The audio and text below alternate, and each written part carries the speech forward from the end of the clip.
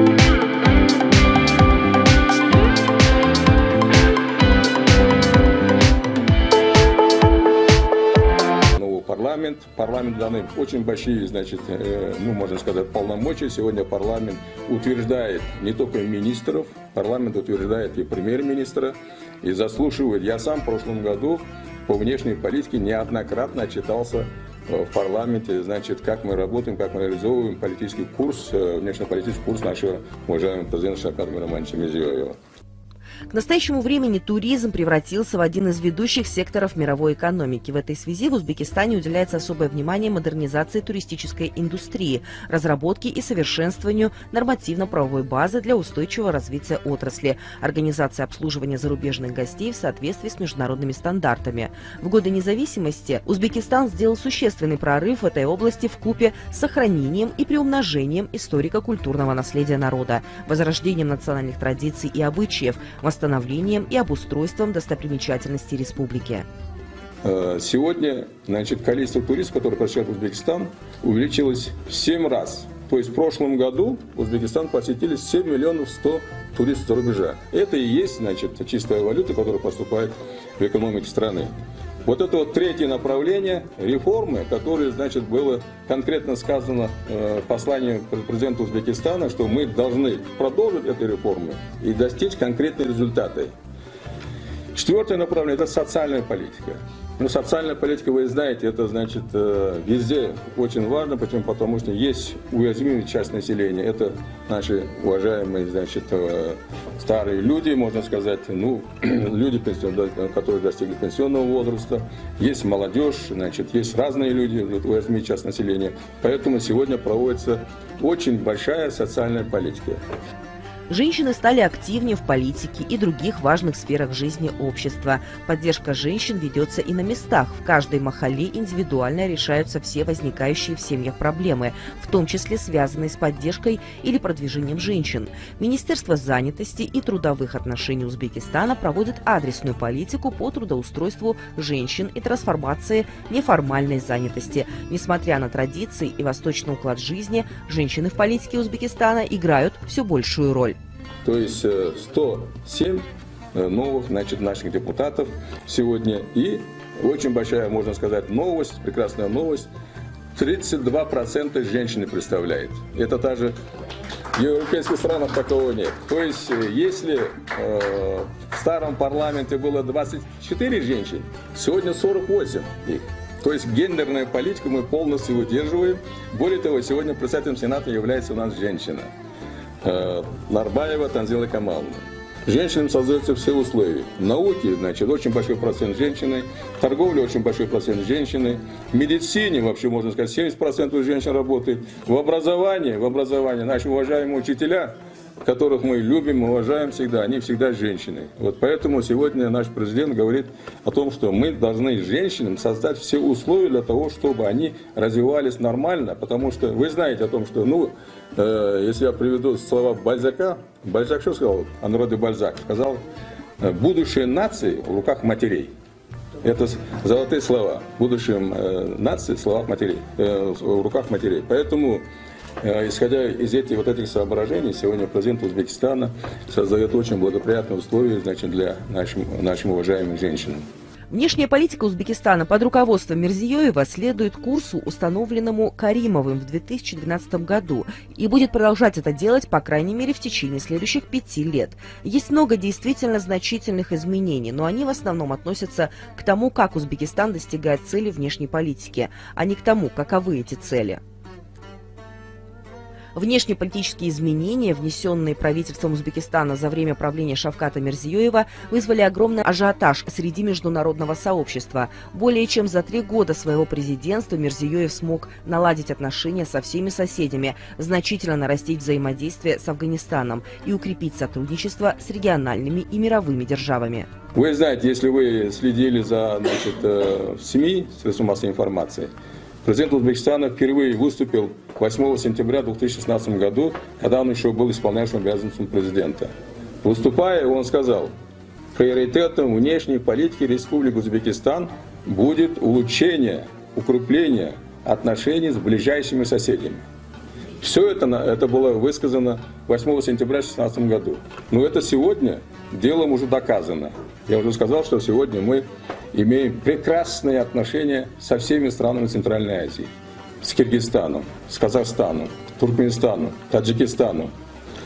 Вы знаете о том, что был первый визит нашего президента Шавката Миромоновича Мирзиёева в 2017 году, 5 сентября. Это был государственный визит. Визит был весьма успешным и весьма результативным. В рамках визита были подписаны, очень важные документы политические, экономические, культурно-гуманитарные, экологические сферы. Самое главное, мы подписали договор о границе.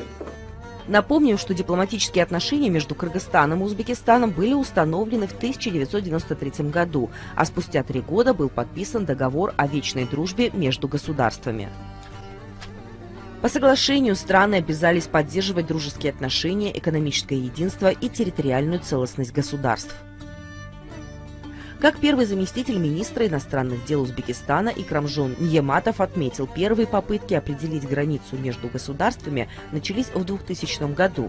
После распада Советского Союза каждая страна предложила собственный вариант государственной границы, опираясь на карты разного года выпуска.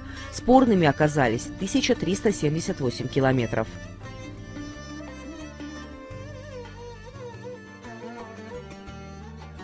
Я почему скажу? Потому что сказать одно слово, легко, что мы подписали. А какой труд за этим подписанием был, мы сами знаем. Потому что мы переговоры с Киргизстаном, с Казахстаном и Туркменистаном, Таджикистаном по границе начали в 2000 году параллельно. Я помню, тогда я был заместителем министра иностранных дел, мы с Казахстаном начали в апреле месяце 2000 году, с Киргизстаном в июне месяце, с Таджикистаном в июле, а с Туркменистаном в августе. И если мы в 2000 году начали переговоры по границе, можно сказать, до 2017 года 17 лет топтались на месте. Почему? Потому что не было поиска компромиссных вариантов. Мы ставили условия, вы ставили условия, и тем самым, мы расходились. Топтались на месте 17 лет. И только благодаря очень открытой, мудрой, конструктивной, дружественной, добрососедской политике президента Узбекистана мы смогли найти решение. Решение, естественно, благодаря президенту Узбекистана и Кыргызстана. Мы смогли найти решение по этому очень сложному вопросу. После того, как подписали этот документ, все ограничения в тот же день по поручению президента Узбекистана были сняты с наших пограничных пунктов. И сегодня я уже сказал ранее, что если где-то 5 лет тому назад пересекали границу где-то около 200-300 человек, сегодня пересекают нашу узбекско-кыргызскую границу более 30 тысяч человек. То есть созданы не только условия не только для развития двустороннего сотрудничества между Кыргызстаном и Узбекистаном, но созданы очень благоприятные условия для взаимовыгодного сотрудничества Узбекистана со всеми странами Центральной Азии и между странами Центральной Азии, между собой. Поэтому я хочу сказать, что сегодня у нас, благодаря политической воле президента Узбекистана Шавката Миромоновича Мирзиёева и президента Кыргызстана Сооронбая Шариповича Жээнбекова, сегодня узбекско-кыргызские отношения приобрели, можно сказать, устойчиво растущий, стабильный характер. Товарооборот между Кыргызстаном и Узбекистаном в 2019 году составил около $800 миллионов США. И сегодня беспрецедентный рост товарооборота. Товарооборот никогда между Узбекистаном и Кыргызстаном не было выше 100 миллионов. Никогда. Меня, не дадут соврать, Анваракян знает, ваши коллеги мои знают. А сегодня, по нашим данным, немножко у вас различается, потому что подсчеты разные. По нашим данным, 800 миллионов товаров в прошлом году мы достигли. 800 миллионов. Скоро миллиард достигнем. И это очень большой объем. Долларов, конечно, 800 миллионов долларов. Скоро задачи перед нами президенты поставили, и Шавкат Миромонович Мирзиёев, и Сооронбай Шарипович Жээнбеков поставили перед нами, что мы достигли миллиардной планку. Для этого у нас все возможности есть. Потенциал и Кыргызстана, и Узбекистана достаточные. Поэтому мы делаем сегодня все возможное для того, чтобы достичь миллиардной планку и дальше идти вперед. Говоря о сельскохозяйственной отрасли, уважаемый первый заместитель министра сказал: сегодня очень активно сотрудничают в сфере сельскохозяйства. У нас очень часто приезжают наши сельхозники, министры сельскохозяйства Узбекистана. Ваши очень интенсивный диалог по всем вопросам, по всех сферах. и по воде, и по, значит, экономике, и по торговле, и по инвестициям, и по другим вопросам сегодня идет активный диалог между Узбекистаном и Киргизстаном. Ну и у нас отношения с другими странами, с Казахстаном. У нас с Казахстаном вообще более 3 миллиардов товарооборота, более 3 миллиардов. Таджикистаном более 600 миллионов, Туркменистаном, значит, около 500 миллионов товарооборота. То есть товарооборот между Узбекистаном и центральноазиатскими странами сегодня, вот в прошлом году в среднем, значит, рост составил более 50%. То есть сегодня, можно сказать, так дипломатическим языком, вот благодаря вот этой открытой, конструктивной, добрососедской политике, сегодня в Центральной Азии созданы абсолютно новый, здоровый политический климат и дружественная атмосфера, и благоприятные условия для взаимовыгодного сотрудничества между странами Центральной Азии. Этот год назван по инициативе президента годом развития науки, просвещения и цифровой экономики. Потому что без науки, без просвещения сегодня мы развиваться не можем, потому что во всем мире сегодня, значит, если так развитые страны Европы имеют в виду, значит, они сейчас уже переживают 4-ю, значит, экономическую, можно сказать, революцию. То есть у них очень большое идет развитие. Поэтому... У меня к вам вот такой вопрос. Вы только что озвучили новый Узбекистан, новый политический климат. Что вы скажете по этому поводу соотношения между Турцией, Азербайджаном и Узбекистаном? Во-первых, большое спасибо за такой вопрос. Это очень важный вопрос. Действительно, сегодня Узбекистан, значит, мы говорим, вот наши выборы, последние прошли, значит, в условиях под девизом «Новый Узбекистан, новые выборы». Почему новые? Потому что во всех сферах, во внешней политике, во внутренней политике происходят колоссальные изменения. Значит, эти заметны, это не наши оценки, это оценки мировых экспертов, мировых политологов. Они говорят, что в Узбекистане сегодня происходят очень большие позитивные изменения во внешней и во внутренней политике. Значит, достигаются конкретные результаты в реформах, реформы политической системы, экономической системы, верховенства закона, социальной политики, значит, ну и обеспечения религиозной толерантности. Что касается наших отношений с Турцией, у нас с Турцией сегодня наши отношения между Узбекистаном и Турцией развиваются на основе стратегического партнерства. Президент Узбекистана лично придает исключительно важное значение развитию отношений с Турцией. Вы знаете о том, что Узбекистан в прошлом году, 15 октября, стал полноценным членом, значит, туркоязычных государств. Президент Узбекистана, как полноценный член этого, значит, сообщества, участвовал на саммите туркоязычных стран в Баку 15 октября и выдвинул ряд, значит, своих инициатив в области, значит, безопасности, в области экономики, в области культурно-гуманитарного сотрудничества, в области сотрудничества в экономике, естественно, в области туризма. Почему Узбекистан присоединился к Совету сотрудничества тюркоязычных государств ССТГ? Возникает вопрос. Естественно, значит, мы хотим, чтобы наши отношения именно в экономической сфере, значит, зная потенциал туркоязычных стран, ну, в частности Турции, Азербайджана, Киргизстана, Казахстана, мы хотим развивать наше сотрудничество в экономической сфере. И чтобы больше привлечь, значит, туристов из этих стран и больше экспортировать наши товары в эти страны.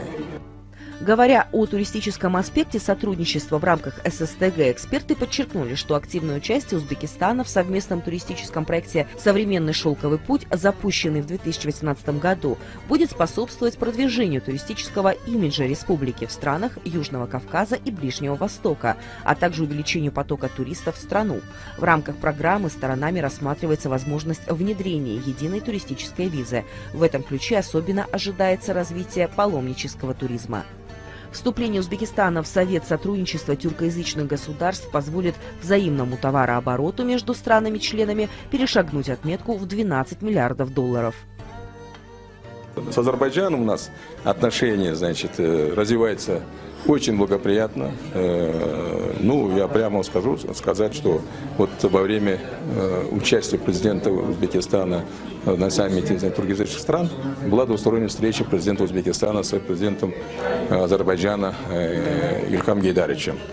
Встреча была весьма успешной, значит, обсудили самый широкий спектр вопросов двустороннего характера, регионального характера, ну и глобального характера. По всем, значит, обсужденным вопросам достигнуты конкретные результаты.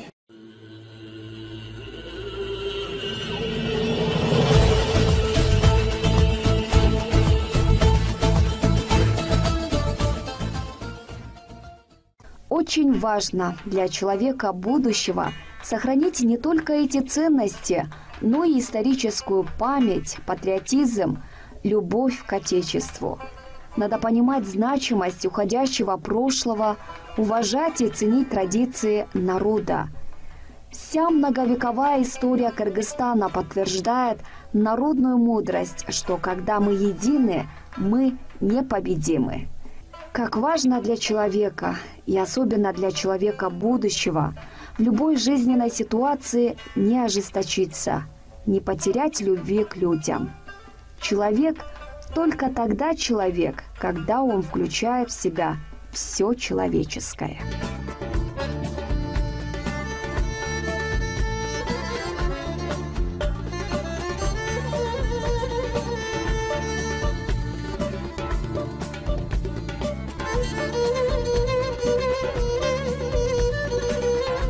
Бул биздин президенттерибиздин бири-бирине болгон ишеним мамилеси, достук мамилеси дагы мындай айгине көрсөтүп турат.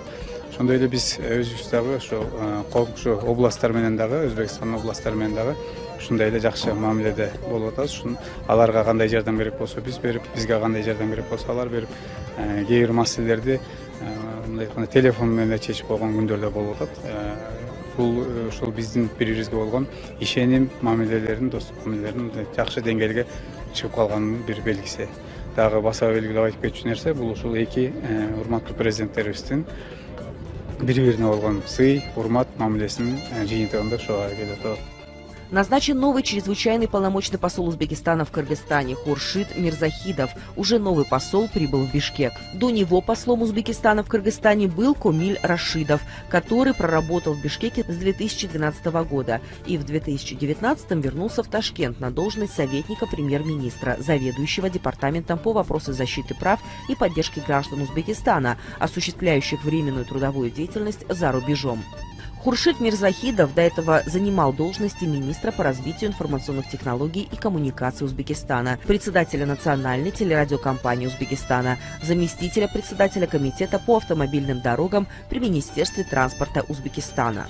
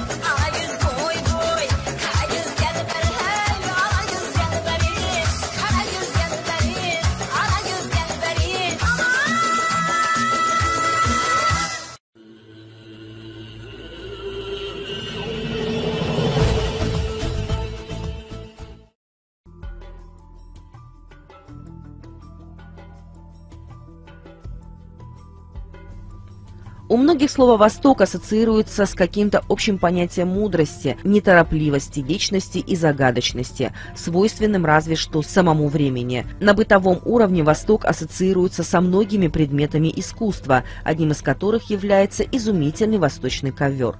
За свою многотысячелетнюю историю настоящий восточный ковер почти утратил свое прямое назначение – утеплять жилище. Зато второе его назначение, декоративное, возросло. Ковер идеально подчеркивает хороший вкус хозяина дома и будет символизировать о достатке. Настоящую вещь видно сразу. Она вызывает восхищение, словно светясь какой-то особой энергией.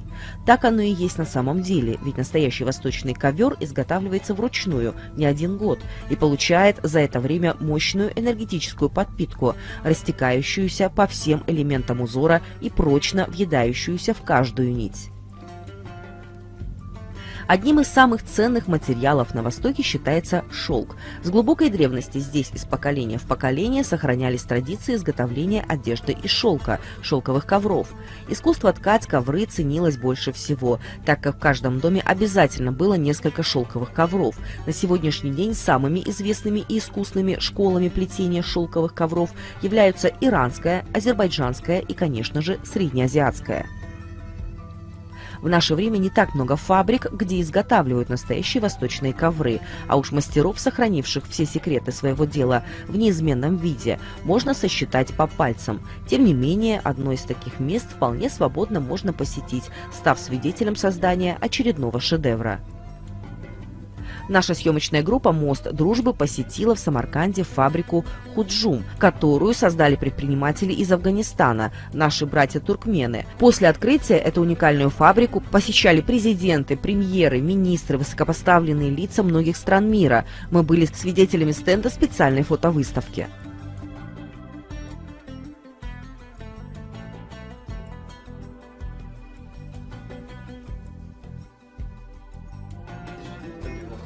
Году в Мадриде, Испании, потому что мы не используем детский труд. У нас запрещено. Эту статуэтку одна девушка с нашей фабрики в Узбекистане, это как женщина года в Узбекистане. Много выжила. Также у нас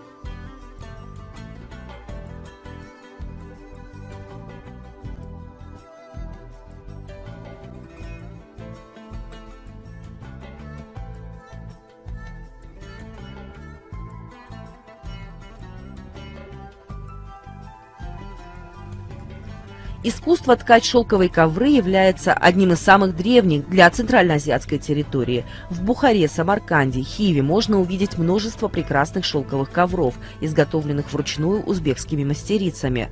В основном свою работу выполняют девушки. Они сами окрашивают нити, затем сушат их и начинают основную работу.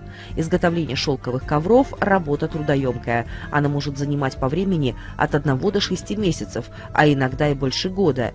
Это зависит от размера и сложности рисунка ковра. Побывав в Самарканде, стоит посетить фабрику шелковых ковров Самарканд Бухара Silk Carpets, которая также известна под названием Худжум, из-за расположения на улице Худжумская. Здесь можно наблюдать непосредственно за самим процессом изготовления ковров, увидеть уникальные образцы ковровых изделий и, конечно же, заказать одно из них. Мы производим ковров шелковых, шерстяных, это единственное считается. То есть такая большая фабрика в Узбекистане, которая производит шелковых ковров, используя натуральные красители. То есть в Узбекистане большая, да. Самая большая фабрика является вот эта? Именно шелк. Да. Есть производители очень много, но это машинная работа, и то есть используют синтетику. То есть это не ручное. У нас все ручное. Ручное и шелка. Да, сама фабрика была основана в 1992 году. Это совместная фабрика Афганистан с Узбекистаном. Основатели нашей фабрики приехали из Афганистана, родом туркмены, то есть основали эту работу. 5-е поколение занимается этим ремеслом. В основном мы делаем рисунки Средней Азии, побольше узбекские, там туркменские рисунки. То есть тему находите сами и дизайнеры сами? Ну, это традиционные в основном, но есть ковры, которые делаем на заказ. Эти ковры, то есть делаются нетрадиционные рисунки тоже, потому что... Ну, из разных стран, то есть Европа, например, заказывает, из России заказывают, то есть ковры разного размера, разного рисунка. А насколько пользуются вашей продукцией спросом, потому что они и дорогие, цены, я смотрю. Ну, хорошо, большой спрос тоже не могу сказать, то есть, но есть очень, знают любители, потому что это же натуральное, то есть, а натуральная вещь всегда польза для людей, то есть из-за этого есть, которые люди понимают и знают, и заказывают или покупают. На фабрике работают в основном молодые девушки, которые создают удивительные ковры самых ярких и разнообразных расцветок. Также здесь можно увидеть изделия с древними орнаментами, изготовленными по секретам, передаваемым из поколения в поколение. Посмотрела, там из других стран тоже приезжают специально, вот и главы государства посещали вашу фабрику, да? Да, у нас очень много бывает гостей, среди них бывают разные главы государств, то есть премьер-министры, президенты. Если у них есть время, то есть позволяют по времени, они посещают нашу фабрику, потому что это, то есть, единственная фабрика, и такой работы очень, то есть, мало. Так скажите, пожалуйста, в год сколько производите и продажа какая? Примерно, если так посчитать, в месяц у нас получается около 30 квадратных метров шелковых ковров. Это в месяц. То есть бывает меньше, бывает больше. Это же ручная работа, то есть по-разному бывает выработка, то есть и зависимо от самих это девочек, то есть главное, чтобы они успевали, делали, работали. Они заказывают? Есть заказы или тоже. Сами приходят выбирать, которые? Нет, есть заказы тоже, которые люди через интернет заказывают, есть, которые посещают фабрику, и то есть есть специально, намеренно этим планом приезжают сюда и покупают или заказывают. То есть, но заказы индивидуальные, то есть там бывают даже нетрадиционные рисунки тоже. Уникальность изделий этой фабрики состоит еще и в том, что материалы для окрашивания здесь делаются из натуральных красителей – грецкого ореха, граната, индиго, морены. Скажите, пожалуйста, как вы кадр подбираете? Потому что это такое дело, что просто так, кого попало, не возьмешь, наверное, массы профессионала свое дело. Очень много желающих, я хочу подчеркнуть, сказать, что очень много желающих, которые хотят научиться этому ремеслу, но очень мало остаются работать в этой сфере. Не из-за того, что тяжелая работа, а из-за того, что, да, нужно терпение, потому что ты одно и то же делаешь, а не все могут, то есть сидеть в одном месте и делать одно и то же движение. За счет этого, то есть, зрение не влияет. Есть люди, которые 80-70 лет, которые делали ковры. То есть это научно доказано, что от этой работы, даже если не делаешь такую работу, все равно люди теряют взор. В Самарканде сохранилось уникальное производство по старинным технологиям, секреты которых передавались из века в век от учителя к ученику. Если вы желаете наглядно понять, почему ручная работа стоит весьма недешево, добро пожаловать на самаркандскую ковровую фабрику «Худжум». Ковровая фабрика, являющаяся важной достопримечательностью Самарканда и Узбекистана в целом, представляет возможность как ознакомиться с работой мастериц, которые ткут ковры вручную, так и выбрать понравившиеся изделия из шелка и купить ковер из первых рук. Не покидая пределов фабрики, можно пронаблюдать все этапы производства великолепных шелковых ковров, начиная от размотки кокона тутового шелкопряда. Все необходимые операции производятся вручную с использованием лишь самых примитивных приспособлений. За станками работают только девушки, которые вкладывают свою душу в каждый узелок шелковой нити, ряд за рядом создавая будущий ковер. На изготовление одного ковра в среднем уходит год, но это лишь приблизительный срок, который зависит от размеров и сложности узора. У нас только те, которые делают ковры, больше 200 работают. У нас очень развит надомный труд. У нас дома женщины работают, то есть и для них удобно работать дома, то есть и продолжать смотреть за своими детьми перед глазами. И делают помимо этого, да. По всему республике, да? Вот сейчас расскажу. Да, то есть есть, например, 100 километров дальше отсюда, есть 150, где-то есть несколько филиалов, есть несколько, то есть дома почти 80 человек, которые работают дома, тоже делают ковры. А вообще ассортимента сколько ковров разных? Ой, у нас разных очень много. То есть счета там около 100 разных имеется в ассортименте рисунков. То есть и из одного рисунка мы делаем, например, несколько еще цветов тоже. Это тоже входит в этот ассортимент. То есть там, если в количестве взять, там больше 200-300 получается. То есть Немалую роль в этом играет и количество узелков на квадратный сантиметр. Чем сложнее рисунок и больше плотность узлов, тем изысканнее и ценнее ковер. Все ковры на фабрике Худжум абсолютно натуральные. Даже шелковые нити окрашиваются вручную исключительно природными красителями, получаемыми из кожуры грецкого ореха, гранатовых корок и стеблей аспарагуса. Окрашенные таким образом нити долго сохраняют свой цвет и даже приобретают со временем некоторую золотистость. Рисунки типовых ковров, производимых на фабрике, разнообразны, но выполняются с использованием различных вариаций национального орнамента, что делает их уникальными и в то же время подчеркивает принадлежность к среднеазиатской школе коврового плетения.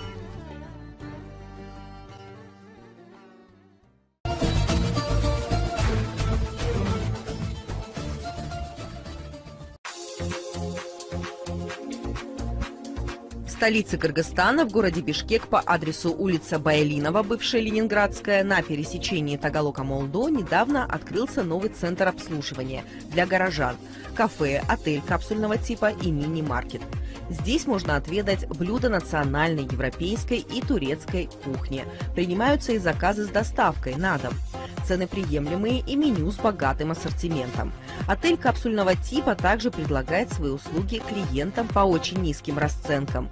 Отметим, в период пандемии и режима самоизоляции Capsule Hotel Techno Cave при поддержке посольства Турецкой Республики и турецких компаний очень активно участвовал в оказании помощи нуждающимся гражданам Кыргызстана и Турции.